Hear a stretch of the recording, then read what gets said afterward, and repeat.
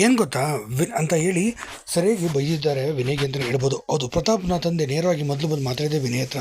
ನನ್ನ ಮಗನಿಗೆ ಎಷ್ಟು ನೀವು ಚಿತ್ರಹಿಂಸೆ ಕೊಟ್ಟಿದ್ದೀರಾ, ಪ್ರತಿಯೊಂದನ್ನು ಕೂಡ ಈಗ ನಾನು ಹೊರಗಡೆಯಿಂದನೇ ನೋಡಿದ್ದೀನಿ. ಪರವಾಗಿಲ್ಲ, ನೀವು ಕೊಟ್ಟಿರೋದು ಭಾಳ ಕಡಿಮೆನೇ. ಯಾಕೆಂದರೆ ನನ್ನ ಮಗ ಹೊರಗಡೆ ಅನುಭವಿಸಿರೋಂಥ ಚಿತ್ರಹಿಂಸೆ ನೋಡಿಸ್ಕೊಂಡ್ರೆ ನೀವು ಕೊಟ್ಟದ್ದು ಬರೀ 10%. ಹಾಗೆ ನನ್ನ ಮಗ ಅವತ್ತೇನೋ ಅನ್ನಲ್ಲ, ನನಗೆ ಆ ಥರ ನಿನ್ನ ತಂಗಿಗೆ ಮದುವೆ ಆಗೋಲ್ಲ, ನೀವು ಹುಚ್ಚಿನ ಥರ ತಿರುಗ್ತಾರೆ ನಿಮ್ಮ ತಾಯಿ ಅಂತೆಲ್ಲ. ಆ ಡಾಕ್ಟ್ರು ಆ ಕೆಲಸ ಮಾಡಿರೋದು ನಿಜಾನೇ. ಆ ಥರ ಮಾಡಿರೋದಕ್ಕೆ ಆತ ಈಗ ಈ ಥರ ಮೇಲೆ ಕೇಸ್ ಹಾಕ್ತೀನಿ. ಹಾಗೆ ಅವ್ನು ಏನು ಬೇಕಾದ್ರೂ ಆ ಕಡೆ ಇಷ್ಟು ದಿನ ಅವ್ನಿಗೆ ಹೇಳ್ತಿದ್ದೆ ನಾನು ನನ್ನ ಮಗನಿಗೆ ಏನಂತ, ಏನಾದರೂ ಕೇಸ್ ಆಗಲಿ ಇನ್ನೊಂದಾಗಲಿ ನೀನು ಯಾವುದಕ್ಕೆ ನಮ್ಮ ಮನೆ ವಿಷಯಕ್ಕೆ ಬರಬೇಡ, ನಮ್ಮ ಮನೆ ತಗ ಯಾರು ಬರಲೇಬೇಡಿ ಅಂತ ಪೊಲೀಸ್ನವ್ರಿಗೂ ಕೂಡ ಎಲ್ಲರಿಗೂ ಹೇಳ್ಬಿಟ್ಟಿದ್ದೆ. ಆದರೆ ಇವತ್ತು ನಾನು ಎದೆ ತಟ್ಕೊಂಡು ಹೇಳ್ತೀನಿ, ನನ್ನ ಮಗ ಒಳ್ಳೆಯವನು, ನನ್ನ ಮಗ ಹೆಮ್ಮೆ ತರುವಂಥ ಮನುಷ್ಯ. ಏನೋ ತಪ್ಪು ಮಾಡಿದ್ದಾನೆ, ಯಾರು ಮಾಡಿದ್ರೆ ತಪ್ಪುಗಳೇನು ಮಾಡಿಲ್ಲ, ಎಲ್ಲರೂ ಮಾಡಿರೋಂಥ ತಪ್ಪುಗಳೇ. ರಾಜಕಾರಣಿಗಳು ತಪ್ಪು ಮಾಡ್ತಾರೆ, ಅರೆ ಅವ್ರಿಗೆ ಪ್ರಶ್ನೆ ಮಾಡೋ ತಾಕತ್ತು ಯಾವನಿಗೂ ಇಲ್ವಲ್ಲ, ಅದಕ್ಕೆ ಅವ್ರಿಗೆ ಮಾಡೋಕ್ಕಾಗೋದಿಲ್ಲ. ಅದೇ ನನ್ನ ಮಗ ಮಾಡಿದ ಒಂದು ಚಿಕ್ಕ ತಪ್ಪನ್ನು ಇಷ್ಟು ದೊಡ್ಡದು ಮಾಡಿದ್ರು. ಇವತ್ತು ನಾನು ಎದೆ ತಟ್ಕೊಂಡು ಹೇಳ್ತೀನಿ, ನನ್ನ ಮಗನಿಗೋಸ್ಕರ ಏನೇ ಬರಲಿ ನಾನೇ ಎದೆ ಕೊಟ್ಟು ಇನ್ನು ಮುಂದೆ ನಿಲ್ತೀನಿ ಅಂತ.